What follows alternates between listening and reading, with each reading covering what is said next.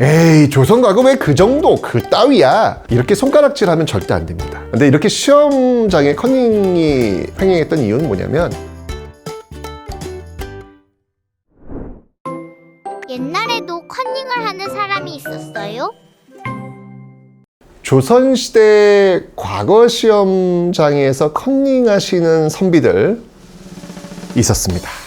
어느 한 여인이 나무를 캐고 있었다고 합니다. 나무를 캐고 있었는데 그 나무를 캐다가 보니 뭐가 틱 걸린 거예요. 이게 뭐지? 라고 봤더니 끈이 걸려 나온 거예요. 근데 끈이 계속 걸려 나오네? 가만히 있어봐. 이게 어디까지 가는 거야? 쭉 따라가 보니 과거 시험장까지 그 끈이 연결되더랍니다.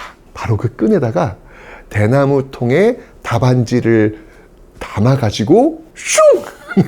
그 과거 시험장까지 보낸 거예요. 원격으로 시험을 보는 그런 케이스가 있었습니다. 커닝은 안 돼요. 이 작은 콧구멍 속에서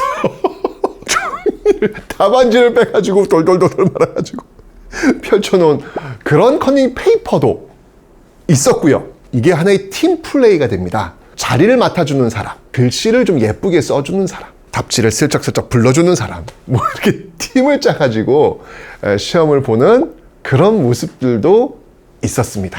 근데 이렇게 시험장에 커닝이 횡행했던 이유는 뭐냐면, 그만큼 시험이 어려웠기 때문에 그래요.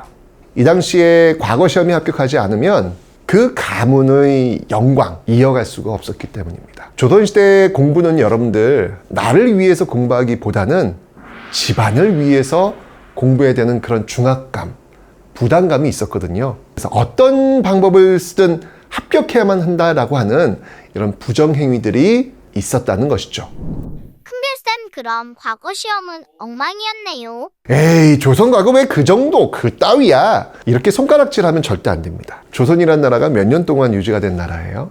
500년입니다. 여러분들, 조선이란 나라가 이 500년 동안 유지가 된 나라인데 이렇게 커닝을 통해 가지고 500년이 유지될 수 있을 것 같아요? 그건 불가능해요. 과거 시험이라고 하는 어떤 그 긍정적인 어떤 모습을 통해 가지고 조선이란 나라는 500년을 버틸 수 있었던 겁니다. 조선의 시험 문제를 보면요, 참으로 놀랍습니다. 일단 조선 과거 시험은 여러분들 1번, 2번, 3번, 4번 중에서 답을 고르시오 라는 객관식이 존재하지 않습니다. 조선의 과거는 무조건 다 논술입니다. 임금이 질문을 던집니다. 이걸 뭐라고 하냐면 책문이라 그래요. 그럼 그 책문에 대해서 답을 하는 겁니다. 논술을 하는 거예요. 이걸 뭐라고 하느냐? 대책이라고 합니다. 이걸 우리 또 지금 쓰고 있잖아요. 대책을 마련해 보자 라고 하지 않습니까? 그 대책 중에서 1등 답지, 장원 답지를 압권이라고 합니다. 우와! 지금도 쓰잖아요. 그러니까 모든 대책을 누를 수 있는 최고의 답지를 압권이라고 하는 것이죠. 임금님은 과거 시험에 어떤 문제를 냈어요? 책문, 즉 임금이 던지는 질문이 무엇인지 아십니까? 그 시대의 문제점을 해결하기 위한 질문을 던집니다. 지금은 어찌 보면 시험이라고 하는 제도가 여러분들한테 지식에 대해서 알고 있는지 없는지만을 묻고 있습니다. 그런데 조선의 과거는 그런 지식을 묻는 시험이 아니에요. 바로 그 시대의 문제점과 그 시대의 모순을 해결할 수 있는 지혜를 구하는 시험이었습니다. 그저 암기식의 시험이 아니라 내가 어떻게 살 것인지, 이 시대에 나는 무엇을 해야 될 것인지를 고민할 수밖에 없는 답지를 만들 수밖에 없는 것이죠. 조선의 과거에서 이런 부정행위, 커닝이가 있었다고 해서 그 시험이 조선의 모든 시험의 모습이라고 생각하지 마십시오.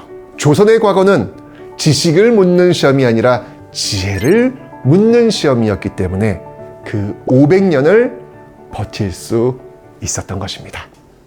여러분들, 질문이 있으시면요, 질문 올리시고요. 어린이를 위한 역사의 쓸모 꼭 읽어주십시오. 그리고 여러분들, 구독, 좋아요 잊지 마시고요. 나 그래야 찍는다.